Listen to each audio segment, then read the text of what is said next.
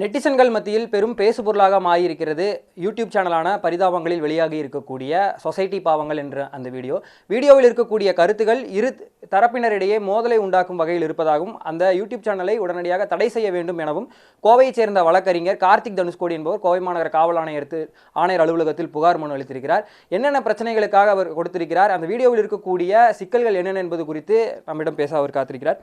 Sir வணக்கம். அந்த வீடியோவில் என்னென்ன மாதிரியான பிரச்சனைக்குரிய வகையில் இருக்கிறதாக நீங்கள் பெட்டிஷன் கொடுத்துருக்கீங்க சார்? சார் இது என்னென்னா, பொதுவாக வந்து இப்போ நடந்த அந்த திருநெல்வேலியில் நடந்த கொலை என்னன்னு பார்த்தீங்கன்னா, அது 2 குடும்பத்துக்கு இடையில நடந்தது. அவங்க காதல் விவாதத்தில் அவங்க தனிப்பட்ட இதுன்னு. இப்போ இவங்க இந்த வீடியோவில் எப்படி சித்தரிக்கிறாங்கன்னா, இது வந்து ஜாதிய ரீதியாகவே இவங்களோட ஜீனில் இந்த மாதிரி தான் இருக்குது, இந்த ஜாதியில் இருந்தாவே இவங்கெல்லாம் கொலை செய்வாங்க, காதலை ஏற்றுக்கிற மாட்டாங்க அப்படின்ற மாதிரி ஒரு கட்டமைப்பு ஏற்படுத்துகிறாங்க. அதுபோக வன்முறையை தூண்டக்கூடிய வகையில் என்னென்னா, நீ வந்து மிளகாப்பொடியை போட்டு தானே வெட்டின, அப்போ நீ அவன்கிட்ட ஒரு 60 கொடுத்துட்டு நீங்கள் 2 பேரும் நின்று பார்த்துருக்க வேண்டியதானே அப்படிங்கும்போது இது என்னென்னா, இரு சமூகத்திலையும் சரி மற்ற வெளியிலையும் சரி இது ஒரு மிகப்பெரிய வன்முறையை கொண்டு வரும். அது போக இல்லாமல் இந்த பர்டிகுலர் சமுதாயம் வந்து ஒரு படிப்பறிவு இல்லாத போலவும் அந்த மாதிரி வந்து ஒரு கட்டமைக்கிறாங்க. ஒரு முக்குளத்தூர் சமுதாயம் இந்த மாதிரி இருக்கவங்க, தென் மாவட்டங்களில் இருக்கவங்களாம் வந்து ஒரு படித்தாலுமே பெரிய நாலேஜ் இருக்காது, அவங்களுக்கு எந்த விதமான இது இல்லாமல் வன்முறையில் ஈடுபடுவாங்க அப்படின்ற மாதிரி சொல்கிறாங்க. நாங்கள் அப்படிலாம் கிடையாது, நாங்கள் எல்லோரும் கூட இணக்கமாக இருக்கிறோம். நாங்கள் வந்து தனியாக வந்து கல்வி அமைப்பெல்லாம் வச்சு இது வரைக்கும் 5000 பேருக்கு மேலே இலவசமாக பயிற்சி கொடுத்து போலீஸுக்கு அனுப்பிச்சிருக்கோம், 3000 பேருக்கு ரெவன்யூக்கு அனுப்பிச்சிருக்கோம். ஆனால் இந்த பரிதாபங்கள் சேனல் வந்து பர்டிகுலராக இந்த சமூகத்தை வந்து பழி வாங்கணும், ஏதோ ஒரு அரசியல் வந்து அவங்களுக்கு என்ன பின்புலம் இருக்குது அப்படின்றது தெரியலை.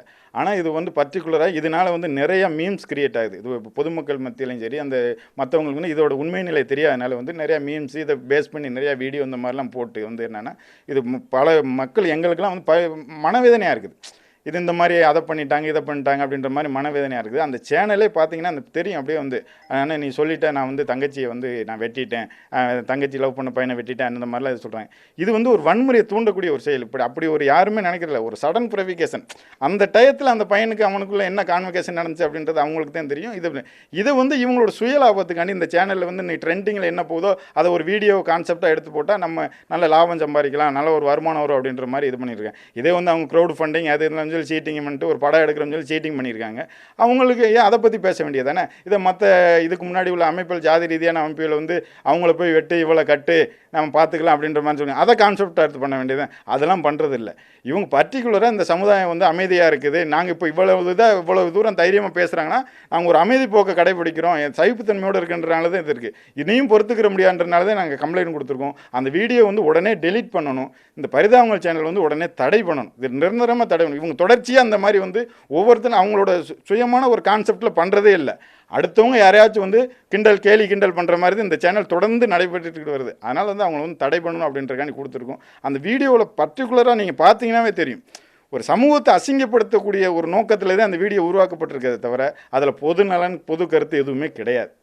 இப்போ அந்த வீடியோவில் வந்து இது வழக்கு பதிவு செய்கிறதுக்கோ நீக்கிறதுக்கோ என்ன முகாந்திரம் இருக்குன்னு நீங்கள் நினைக்கிறீங்க? இப்போ ஏன்னா குறியீடுகளாக அவங்க எதுவும் பயன்படுத்தலை, நேரடியாக சில சம்பவங்களை குறிப்பிட்டு பேசுகிறாங்க, இந்த ஜாதி பெயரை அவங்க குறிப்பிடல. அதே சமயம் கடந்த சில தினங்களுக்கு முன்பு நடந்த ஒரு சமுதாய நிகழ்வு சம்பந்தமான வாகனத்தில் வந்ததை எல்லாம் சொல்கிறாங்க. நேரடியாக இந்த ஒரு குறிப்பிட்ட சமுதாயத்தை தான் இந்த என்டையர் வீடியோவும் சொல்லுதுன்னு சொல்லும்போது எப்படி புரிஞ்சுது? அந்த பர்டிகுலராக வந்து அந்த மர்டர் வந்து நடந்தது வந்து அந்த போலீஸ் இன்வெஸ்டிகேஷனில் அது இன்னும் பர்டிகுலர் ரெக்கார்டிக்கெலாம் என்ன தெரியலண்ணா. ஆனால் பரவலாக சொல்லப்படுது மிளகாப்பொடியை தூக்கிட்டு வெட்டிட்டாங்க அப்படின்னு. அந்த கவின் கொலை வழக்கை மென்ஷன் பண்ணுற மாதிரி தான் அதில் வந்து அவர் சொல்கிறார். நீ வந்து இந்த கோபி சொல்லும்போது வந்து நீ மிளகாப்பொடியை தூக்கிட்டு தானே இது வெட்டின கோலை மாதிரி அவன்கிட்ட ஒரு 60 கொடுத்துட்டு அந்த இது ஒத்து போகும்போது அது ஒத்து போகுது. அதுபோக வந்து இந்த தமிழ்நாட்டில் வந்து ஒரு பொது அமைதியை கெடுக்கிற மாதிரியும் இப்போ எத்தனையோ சமூகங்கள் இருக்கலாம். இது வந்து ஒரு கான்ட்ரவர்சி ஒன்று பண்ணும். இப்போ நீ இதுவான்னு சொல்லி மக்கள் மத்தியில் என்னதான் இருந்தாலும் இப்போ நீங்கள் என்னட்ட கேட்குறீங்கன்னா உங்களுக்கே தெரியும் அவங்க யாரை சொல்கிறாங்க, எதை மீன் பண்ணுறாங்க அப்படின்ட்டு. ஏன் நீங்கள் தனிப்பட்ட முறையில் ஒரு கருத்தை எடுத்து நீ காமெடி பண்ணு, என்ன வேணாலும் பண்ணு, ஏன் ஒரு சமூகத்தை வச்சு நீ பண்ணணும்? அதில் வந்து பர்டிகுலராக ஏன் ஒரு ஜாதியை அடையாளம் காட்டணும்? நீங்கள் ஜாதி பேர் சொல்லலை அப்படின்னா கூட ஜாதியை தானே சொல்கிறீங்க நீங்கள். அதில் வந்து ஜாதியில் இருக்கவங்களாம் வந்து கயிறு கட்டிட்டு இப்படி தெரியும் அப்படி தெரியும், படிக்க மாட்டேன், பாதிக்கு போகும்போது படிப்பை விட்டுறான்னு அதை எப்படி சொல்லுவேன்?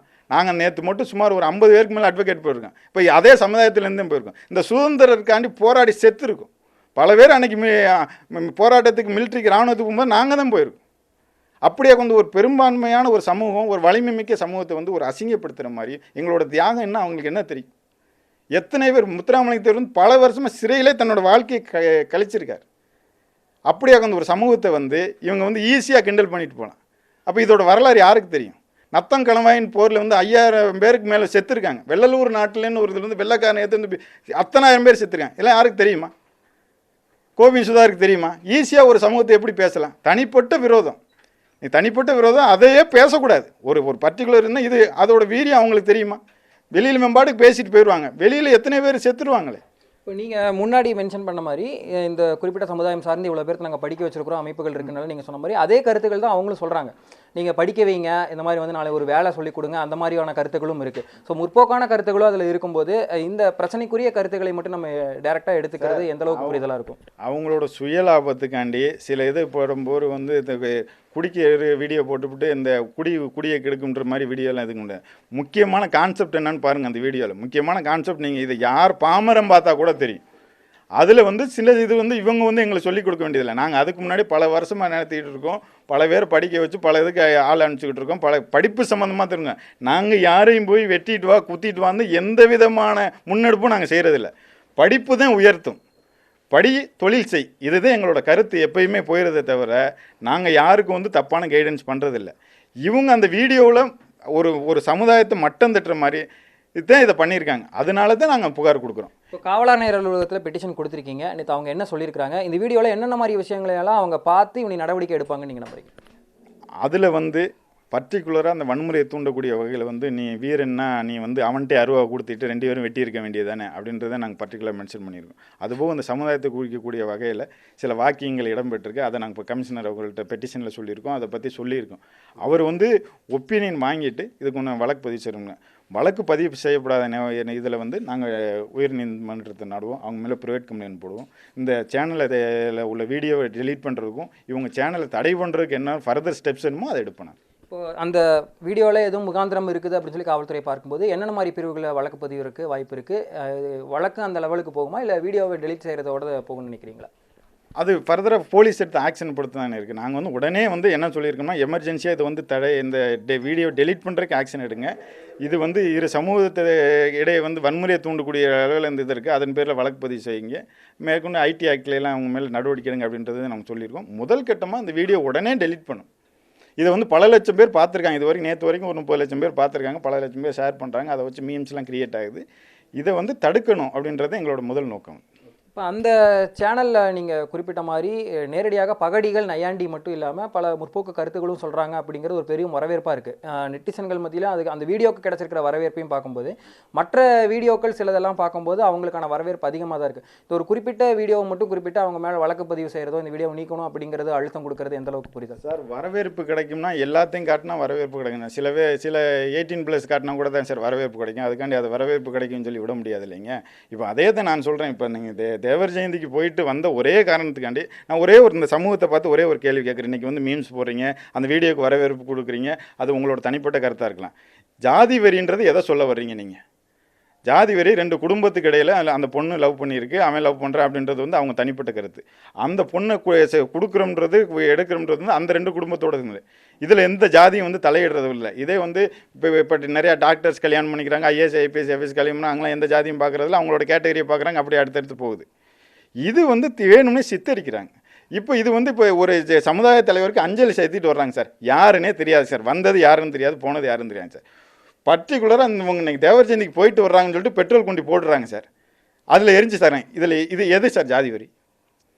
எரிஞ்சு இப்போ மோட்டிவ் என்ன? அவன் யாருன்னே தெரியாது. இவன் தேவர் ஜெயந்திக்கு போயிட்டு வரான், அவன் மேலே பெட்ரோல் கொண்டாடி அப்படின்னு சொல்லிட்டு 7 பேர் செத்து போயிட்டாங்க. இதுவே மொத்தமாக 10 பேருக்கு மேலே இறந்துருக்காங்க.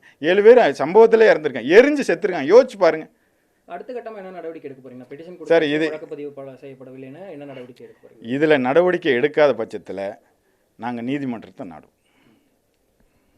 பரிதாபங்கள் சேனலில் வந்திருக்கக்கூடிய அந்த ஒரு குறிப்பிட்ட வீடியோ குறிப்பிட்ட சமுதாயத்தை சேர்ந்தவர்களிடம் மனம் புண்படும் நோக்கில் இருப்பதால் அதனை நீக்க வேண்டும் எனவும் இது குறித்து வழக்கு பதிவு செய்து அடுத்த நடவடிக்கை எடுக்கவில்லை என்றால் உயர்நீதிமன்றத்தை நாட இருப்பதாகவும் வழக்கறிஞர் தரப்பில் தெரிவிக்கப்பட்டிருக்கிறது. புதிய தலைமுறைக்காக கோவையிலிருந்து ஒளிப்பதிவாளர் முத்துப்பாண்டியுடன் பிரவீன்.